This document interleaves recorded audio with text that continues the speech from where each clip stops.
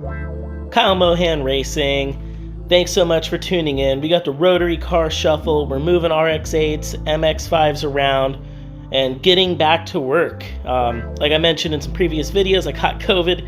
It caught me, but we're feeling great. And this is a whole bunch of footage about updates on the RX8 and the MX5 that we've been working on for about the past month in this off season. So this is our off season updates, or at least a little bit of catch up on what's been going on.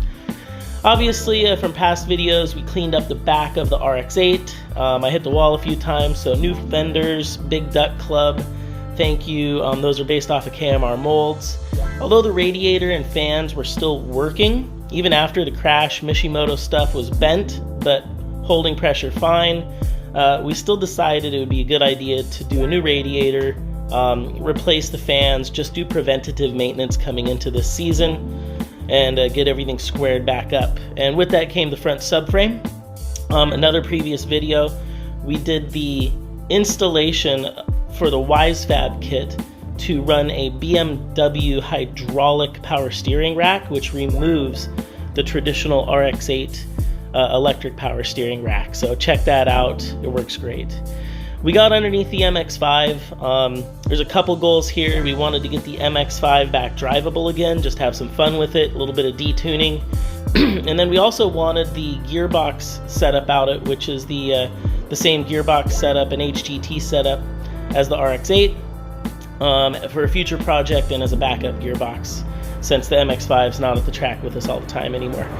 So you can see we kind of, I've got a couple RX7 boxes around, so we kind of just grabbed one of those boxes, cleaned it up. We're going to put it in the MX5, and it turned into a little more project than I expected, so we did some cleanup under the car, replaced some lines, inspected everything. But in the end, we ended up having to pull our Exit triple disc clutch out, which was in perfectly fine condition, to go with more of a traditional direct Mazda RX-7 clutch, since we're running an RX-7 box. So bye-bye triple disc carbon. We're going to more of a traditional double disc metallic from Exit right off the shelf to match up with that RX-7 gearbox that we're cleaning up right there. Overall, pretty easy swap. The one thing we did encounter is we had to make a custom transmission mount, because these cars don't have transmission mounts from the factory, they're power plant frame cars. So we boxed in our frame rails and created a tubular mount across, similar to what we had done with the HTT box, but just a slightly different location for that mount. And that also meant our shifter is in a slightly different location as well, so there's some modifications to be done. I was hoping it wasn't going to require as much fabrication as it has, but I'm very happy to get the MX5 back on the ground, get the transmission mount fabricated up, and make general progress. You can see here we actually use a laser alignment tool. This is for chassis alignment, but we use it for transmission alignment all the time. It's a long acre product.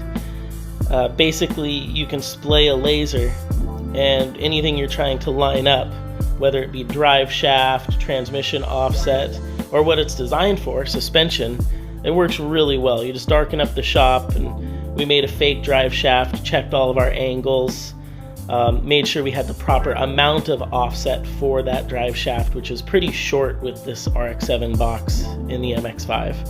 So that's kind of my KMR tip.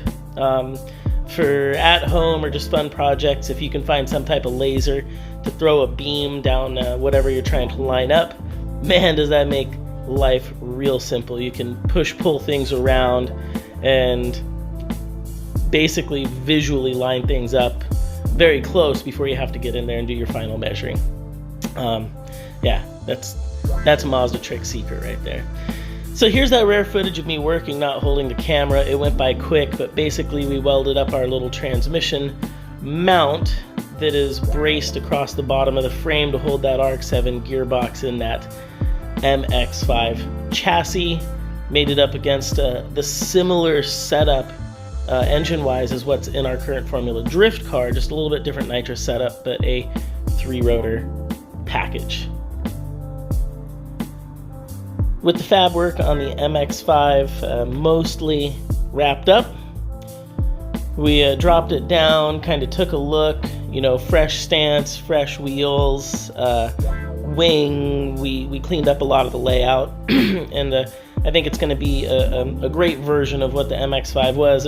At that point, it was finally time to swap these cars around. We've been working on the RX8 on the ground and the MX5 on the lift, and that was kind of done with until further notice, waiting on some parts on the MX5. So it gave us the opportunity to get back on the RX8. And like I mentioned, we had fabbed up that WiseFab conversion or bracket setup for the steering rack on the RX8 subframe. And since the motor in the RX8 is pretty much brand new, it's got one race on that 3-rotor, we just decided to drop the whole subframe out instead of just the whole drivetrain, which we normally do, which was kind of fun and entertaining because I had never just dropped the subframe out of my race car before. So we left everything else hanging and supported, and were able to clean stuff up, and do some final fab work, match things up, make sure mounts and other components relating to that front subframe were identical. And it was a really good thing we did it. It turned out the subframe that was in the car was actually bent more than I expected. So once we had the cleaned up one painted, looking fresh, I felt really good about it, and it gave us a fresh starting point for all of our suspension pickup points as well, which I think was really important. At the end of last year, our alignment was suffering, and another good thing was when we put this brand new modified front subframe back in the car, it went in really square. Everything, all of the factory alignment points, studs and bolt holes went right into that brand new subframe that was, well, new to me subframe. So we cleaned up the back of the car, we cleaned up the front of the car. At this point, I think we were waiting on our radiator, which did come back recently, so we were able to start getting that new Mishimoto radiator in, and basically replacing the one that was still holding pressure, still working fine, but had 2 seasons on it and was bent from the crash. So front end cleaned up, radiator back from fab, basically put some AN fittings on it, changed the direction of a couple tubes, but for the most part off the shelf Mishimoto radiator, and promptly started cleaning up all of our ducting, water pump setup, which is a Mazur electric water pump that rides in the back air intake cavity of the RX8. And that cavity is 2 aluminum panels, powder coated black with Lexan, so I can actually see through it. So it's still got rear view, and then the fuel cell sits right inside there too. So we put as much weight right over that rear axle diff as we could to generate as much traction as possible, and I think it's worked out well. We get substantial cooling. Most of these components are off the shelf. Some simple sheet metal locks everything into place, so it's easy to work on. And then we're running dash 16 AN style lines. So pretty simple, with a Lexan window that we make in-house. So other than still needing a back bumper and to do some cleanup on the front end, waiting for the headlight, just a few components left. We'll be ready to test. Thanks so much for watching. Make sure to follow KMR. I'm gonna brap on out of here. Comment below. We've got more footage. I'm just playing catch up right now. I hope everybody enjoyed.